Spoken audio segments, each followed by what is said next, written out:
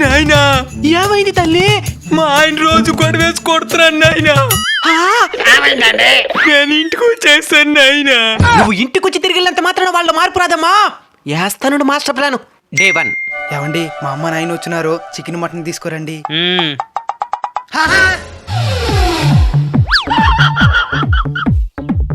Day 2.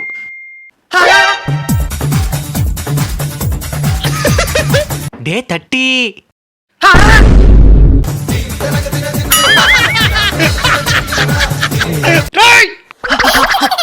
ఇంకెప్పుడు పోతారా మీ ఇంటికా?